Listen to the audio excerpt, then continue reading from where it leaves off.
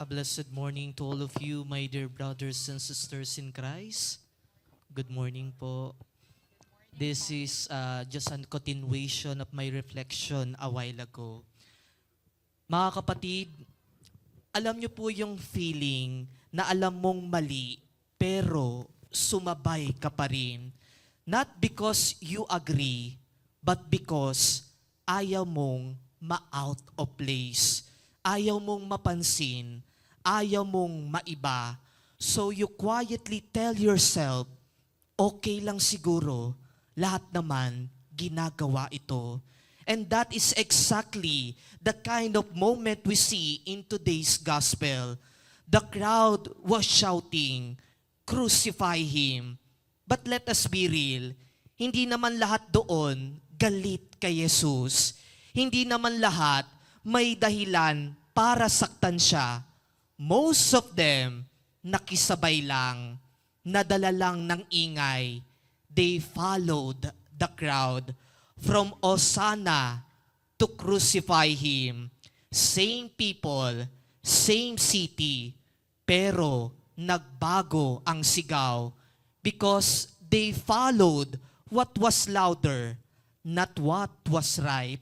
And if we are honest enough with ourselves, we have done the same. Sa parkada, sige na, try mo lang, wala namang mawawala. Sa workplace, ganito na talaga dito, sumabay ka na lang. Sa social media, one negative comment, then another, then suddenly, ang dami nang nakikisali. And before you know it, you have joined it.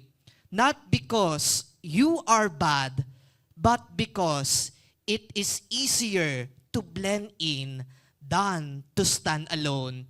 That is peer pressure. It doesn't push you hard. It just pulls you slowly until hindi mo na napapansin, sumasabay ka na pala. And that is why Palm Sunday is so meaningful celebration for us.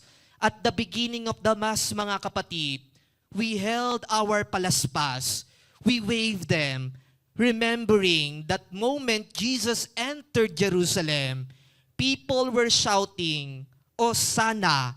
It felt joyful. It felt right. Parang ang sarap sumabay.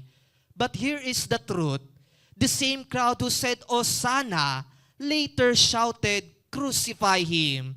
So, the palms or the palaspas is not just something we bring home. Hindi yan pampaswerte o display lang sa bahay ninyo. It is a reminder of a decision to follow Jesus. Not just when it is easy, not just when it is popular, but even when it is uncomfortable. Because following Jesus is easy when the crowd is cheering, but it becomes difficult when the crowd turns against Him. And that is where real faith begins. Hindi lahat ng majority ay tama.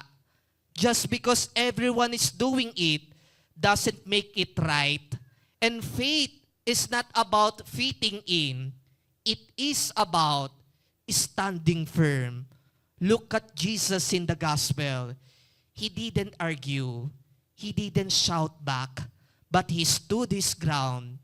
Tahimik siya, pero matatag. Hindi siya sumabay, even if it cost Him everything. So the question is, when the crowd changes its voice, saan ka sasabay? Mga kapatid, ngayong pumapasok na tayo sa Semana Santa or in this Holy Week, here is the challenge for us. Stand your ground even if you stand alone. Kahit ikaw lang ang hindi sumasabay, manindigan ka pa rin. Choose what is right even if it is not popular. Kahit walang pumapalakpak sa iyo, piliin mo lagi ang tama. And don't go with what is wrong. Kahit ang dali-daling sumabay sa mali, gawin pa rin natin ang mabuti. Sa totoo lang mga kapatid, hindi mo kailangan maging loud. Hindi mo kailangan makipag-away. But you have to be clear, hindi ako sasabay sa mali.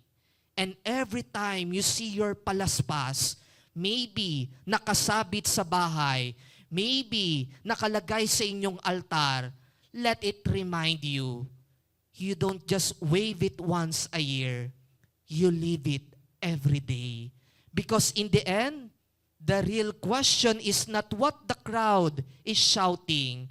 The real question is, when they shout, crucify Him, will you still stand with Jesus?